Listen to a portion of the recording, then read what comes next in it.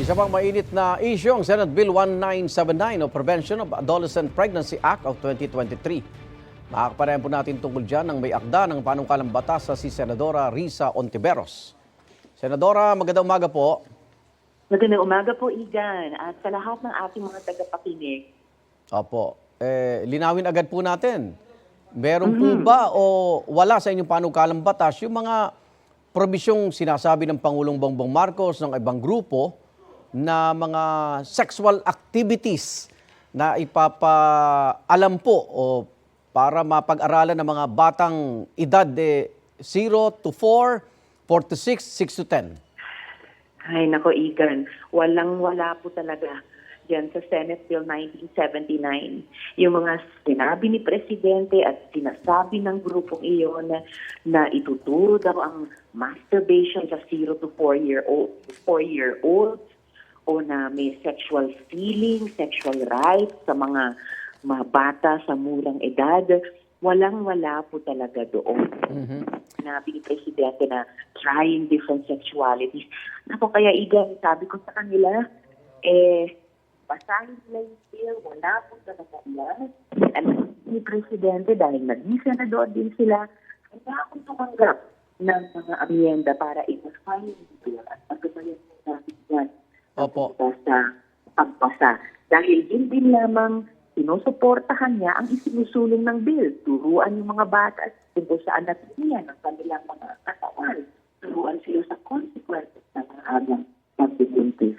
Yan ang mga nasa pangunahing mga probisyon ng Prevention of Adolescent Pregnancy Bill. So, Senadora, kasi po sa website ng Family Watch International, na kung saan pinagbabatayan nila yung version ng United Nations tsaka UNESCO, nababanggit po doon yung mga sexual activities na maaaring ipalit kaysa magkaroon ng pakikipagtalik sa kapwa na kabataan o bata. Pero ito, nakalagay doon, European version. So pagdating po sa Pilipinas, hindi po i-adapt yung UNESCO na Comprehensive Sexual Education. Exactly, Igan. Kung ano po yung lamang makakatulong na proteksyonan, suportahan at turuan ng tama yung ating mga bata ayon sa konstitusyon, ayon sa konteksto ng ating bayan at ayon sa ating mga kultura. So common sense, yun lamang ang ilalagay sa ating batas. Opo. At yun din yung mga naunang gabay kahit ng Department of Education sa ino-offer nilang mga curricula tungkol sa comprehensive sexuality education. Yun lamang na nasa Responsible Parenthood and Reproductive Health Law na ni-rule ng Korte Suprema ay constitutional noong 2014 pa lamang.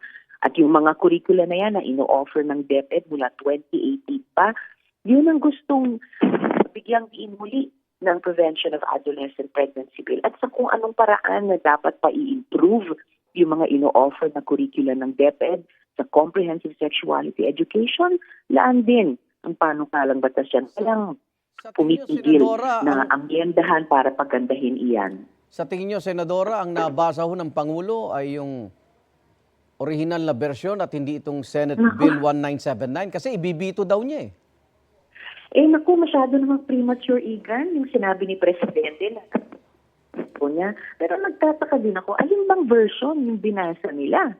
Kasi kung basahin nila itong aming Senate Bill 1979, walang-wala dyan yung mga kinatatakutan niyang mga probisyon at pawang mga proteksyon na poproteksyonan yung ating mga kabataan at estudyante laban sa mga agang pagbubuntis at kahit pa mabuntis na sila at mga anak na, bigyan sila ng social protection para makapagbalik-aral, magtapos sa pag-aaral, maturuan paano alagaan yung kanilang mga babies at mapigilan ang pag-ulit ng teenage pregnancy. Kung may nabasa pa si Presidente na ibang paper mula sa ating mga international organizations, kahit sa pamagat malinaw na in Europe, for Europe. Tayo nasa Asia, tayo ay Pilipinas. So magagabayan tayo lagi ng mga konteksto at kultura natin and anumang panukalang batas, syempre, ang gold standard dito sa Pilipinas, ang ating konstitusyon at kahit sa pandaigdigang United Nations Convention on Human Rights at yung Convention on the Rights of the Child na ang tinataguyod ay walang iba kundi yung best interest of the child. Okay. Senadora, maiba po tayo.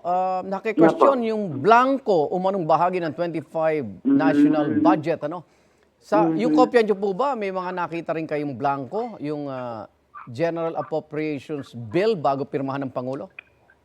Well, in the first place, Igan, yung BICAM version pa lang, sinabi ko dun sa huling BICAM meeting namin at ginawa ko nga, hindi ko pinirmahan. Dahil pinag-aaralan pa namin noon at tinututulan ko na at that point in time pa lang, dinefund na ang PhilHealth. Hindi number one budgetary priority ang edukasyon gaya ng iniuutos ng konstitusyon at binawasan pa ang budget ng 4Ps. At hanggang sa huli, nung pinaboboto ra sa amin sa Senado yung BICAM version, kami po ni Senate Minority Leader Coco Pimentel ay bumoto ng no sa budget dahil sa mga issue yan. Pero naman, hindi ako makapaniwala na kahit aling kongreso natin, pati yung amin ngayon, ay magpapasa ng isang panukalang batas o General Appropriation Act na may blanco pa na linya. No? So nakita niyo po, blanco.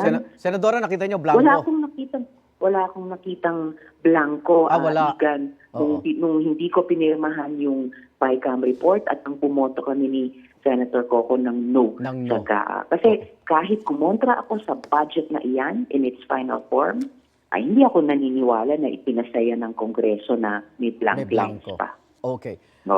Kayo ba'y nababahala rin sa umano'y pag-espiya ng China dito sa Pilipinas? May mga naaresto po, Senadora.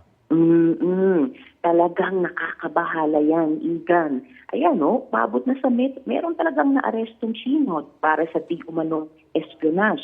Kaya ako'y nananawagan na agad i-enhance namin sa Senado yung kasalukuyan nating anti-espionage law. Lalo na habang patuloy na pabalik-balik yung monster ship ng China sa West Philippine Sea. At given na yung nabanggit nyo nga, matagal ko nang sinaflag yung posibleng presensya ng mga espiya ng China dito sa atin. Mula pa nang nagkaroon ng visa upon arrival o VUA, ang Bureau of Immigration na nagresulta sa Pastilla scam. At talagang lumabas sa investigasyon namin sa Senate Committee on Women laban kay Guo Huaping, laban sa POGO. Si Alice Guo nga, tinagurian na ng Nika na agent of influence. So umaasa ako, Igan, na ang Department of National Defense, kasama ng iba pang mga relevant agencies ay on top of this matter. Kasi seryosohin natin please alang-alang sa ating pambansang seguridad, pambansang interes at ang ating soberanya. Maraming salamat, Senadora Risa Ontiveros. Ingat po. Maraming salamat, Igan. Ingat din po. Igan, mauna ka sa mga balita, mag-subscribe na sa GMA Integrated News sa YouTube para sa iba't ibang ulat sa ating bansa.